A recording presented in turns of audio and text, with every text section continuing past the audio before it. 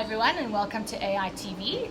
So today I've got with me Londiwe from ServiceNow, and we're going to be chatting with Londiwe about a couple of things about the business. It's lovely to have you here, Londiwe. Thank you for coming. Thank you so much. Hello to everyone. As you've introduced me, I'm Londiwe. I don't know if you want me to do a brief introduction about myself. Yes, tell me a little bit about you. Tell me a little bit about ServiceNow. Yeah. We're here to learn. Yeah, perfect. So I'm Londiwe Dinga. I'm based in Johannesburg. So I'm the senior technical consultant. I've been in ServiceNow now for 2 years, but I come with a very comprehensive experience in the IT space. I've worked for the likes of Oracle, I've worked for the likes of Accenture. So I've seen a lot of transformation around IT. But what ServiceNow is we are well known as a workflow organization that actually orchestrates different workflows within different organizations, especially from a core business functionality perspective. But we have actually transformed over the years. I think our keynote today showed that. We now consider ourselves as an AI platform for all platforms. So we really changed the way people work. We changed the way people interact with the system, as well as how our customers serve their customers. It's amazing. So at the heart of it, are you a software company or what would a company come to you for? So if I have to explain ServiceNow, I wouldn't call us 100% software. We are a platform company. So what we do is, I'll give you an example. So different organizations have invested in existing IT legacy systems, but everything is running in silos. What we do is we come in, we orchestrate, we connect your data, we understand your data. We then actually ensure that you've got one single interface for all different applications within your organization. So we kind of like platform or platforms. We are the workflow engine. We are the orchestrator. We provide single data source, single architecture, single entry or channel of engagement. And then we ensure that an end user find the information they need in that particular time. I can make an example for you. Go for it. So majority of our customers, everyone has a cell phone. You interact with the telco businesses. You know how actually it's so painful to actually try and cancel your contract. You go through the agents at the back end, they go through multiple things. You don't want to know that there's problems with you actually being able to cancel a contract or getting a new phone. We want to be able to actually ask for something, get the answers in real time. So that's what we do. We actually ensure that the end user's experience is actually fast track.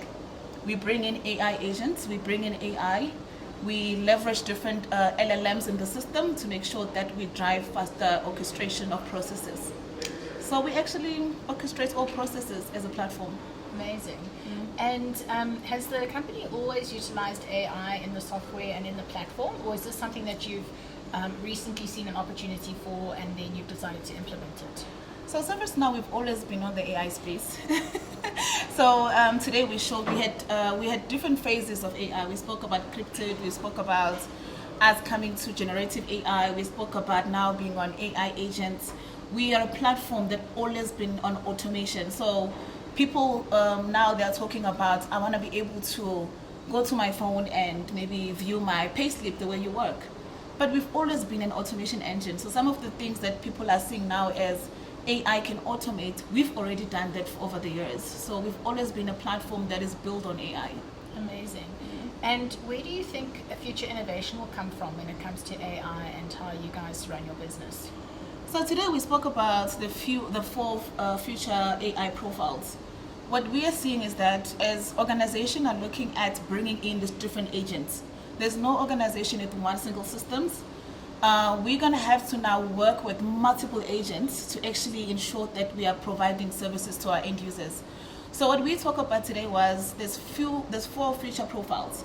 Everyone is going to have their own digital profile when it's come to their work life. So how you work today, you're going to have your profile for that. You want to be able to keep your IP. You're going to be able to co-create. And then we also spoke about people going to have a leisure type of LLMs or AI life. We talk about family life. We're talking about government IDs. So the way we see the future is businesses are already looking at how they can actually control these different assets or AI agents or LLMs.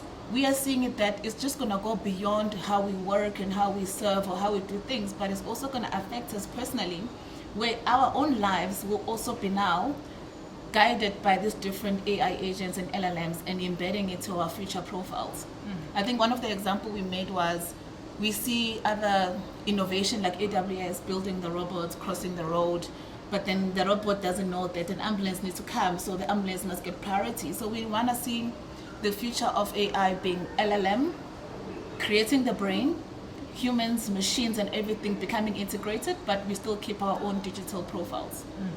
So talk to me a little bit more about a digital profile, because it sounds like a really interesting concept that I think lay people probably have never heard of before. Yeah. So how like, is that available now? How would that look if I'm just an average user? Like how does that look for me as an average user? Yeah. How does that look like in corporate? So I don't think it's available now because we're looking at it as a futuristic thinking. I wish it was. Okay. But how it would look like is when it comes to government, you're going to have your ID, you're going to have your LLMs, AI agents understanding you as within the government space. But when it comes to work, we work with people, but also we want technology to supplement how we work. So one of the examples that I see from a work perspective is, as a manager, for example, or as an employee, you are also a creative, you're an innovator, you want to be able to build stuff, you want to have your own LLMs. You've got different skills that you currently have, and organization expects you to leverage the skills to create for the job. But I think the way it's going to change how people are seeing it now, because if I come in as an LLM and I have like my own digital profile, I might actually want to actually look at my contracts again and say, maybe I should actually revisit my contracts, because now I'm Londiwe, I'm able to actually execute my job, but I'm also co-creating, I'm building stuff, I'm doing other things within my job.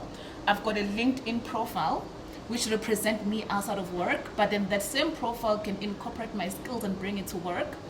I interact with my colleagues, but not just like in emails, but I also talk to them on Teams or Slack channels. But I need the LLM or AI to go in and find all of the data to actually help me grow within my career, both internal and external. So it becomes one of those things that now organization must think about, okay, do we then have employees having their own digital profiles, or does companies now gonna own our digital profiles as well as part of the IP?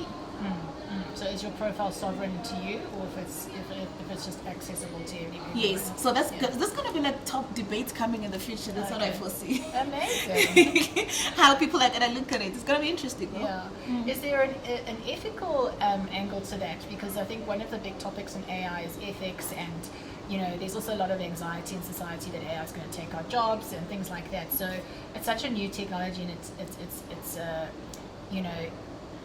innovating at such a rapid pace. Do you think that there's an angle there, like a cultural angle, an ethical angle in terms of digital profiles? Interesting enough, today I got a question from one of the developers. We're doing vibe coding, talking about how you can actually prompt AI to say, build me an app in less than 5 minutes, and you're guiding AI now, is doing all the coding for the person. And the big question was, is my job going away? What's going to happen now if AI can actually do a lot of the work? No, your job is not going away, but it also makes us more flexible in the job now, so that we actually now become more out of the box. We think like we become more flexible. I don't think there's going to be, everyone must be worried about their jobs. I think the more the LLMs are growing, the more AI agents are here, it's actually going to create more jobs, because we need the human angle to actually guide and actually look at the AI, send the prompts. We still need the human interaction, but it's also going to result in, hence I spoke about leisure and female LLMs, it's also going to result to people having time back now to actually now promote a cultural impact. Because now you've got time to actually spend time with your family, you've got time to actually use the LLM to teach about past cultural differences. So I don't think people must worry about their jobs, but AI does sometimes bring a lot of biasness. Sometimes there's hallucinations that people talk about, so that sometimes they get hallucinations. So there are, I think, as people who are learning and AI is actually improving, there's going to be a lot of changes, but I think there's a lot of adaptability, and I see a lot of positive for different individuals, and also new jobs, new skills are coming in the industry, so we're going to change the way we do things. Amazing. And for a company like yours that really benefits from innovation and AI, there's a very direct route to include this in your product offering and everything like that.